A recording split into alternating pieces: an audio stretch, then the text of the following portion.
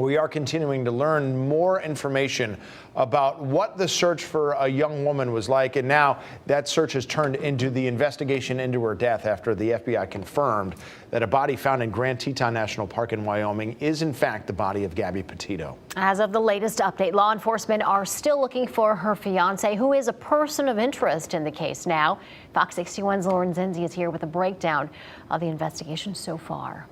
Erica and Tim, in this case has gotten a lot of local and national and even global reaction and a huge following on social media. So here to help us break it down and give us the latest update is retired homicide detective Brian Foley. Brian, good morning to you. Good morning, everyone.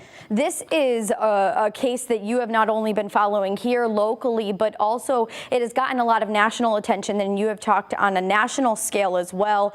What is the latest updates that you can give us? Because especially if people are following not only here, but also on social media, this investigation is evolving very quickly. It is. Look, at the biggest thing that has happened, and thankfully for the family, as they can begin their healing process, is that they recovered the remains of Gabby and then went to the autopsy, and the medical examiner said it was a homicide.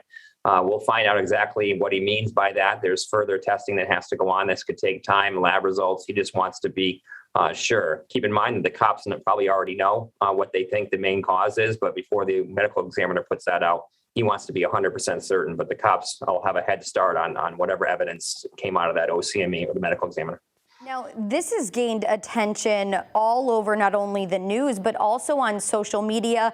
Why do you think this case has fostered such a huge presence?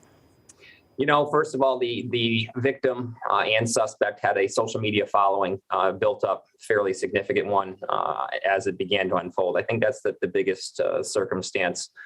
Certainly, Lauren, I wish that our own cold cases here in the state of Connecticut and from the city of Hartford got more attention. The Connecticut Cold Case Unit of the Connecticut State's Attorney's Office has a website with all our cold cases here in Connecticut. As you know, I as a former homicide detective, there's some that I would love to see get more attention. You just saw Kelsey Mazzamaro out of Burlington from 2018. They just announced that a couple of days ago. You guys did the story on it. So wish it got more attention locally, but it comes down to these guys were already pretty big on social media.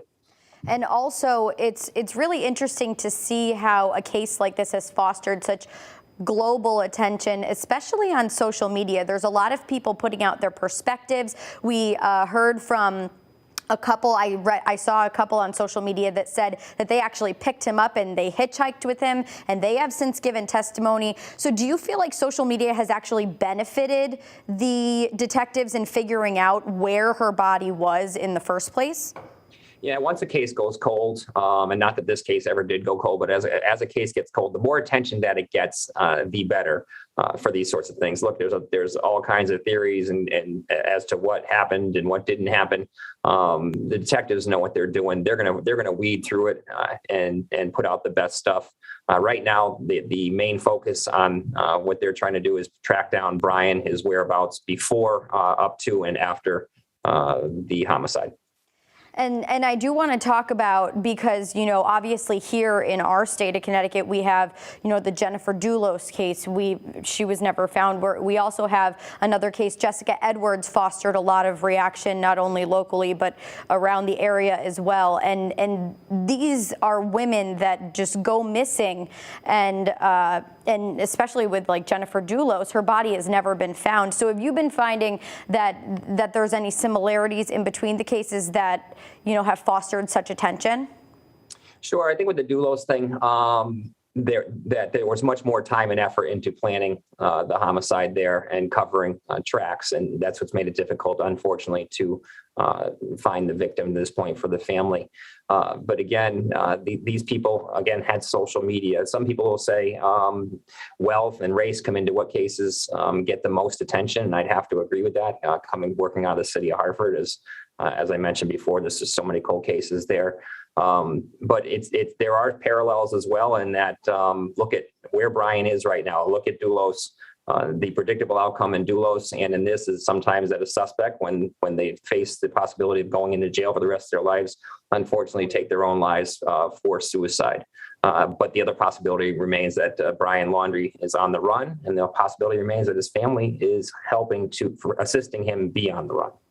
Well, Brian Foley, we thank you so much for your time, and we know that this is still a very active investigation. So, of course, we'll keep people up to date on air, online, and on the Fox 61 News app with any new information. Do want to mention the cold case tip line as well for those folks that are watching right now. That number is 860-548-0606. Brian Foley, thanks so much for joining us this morning.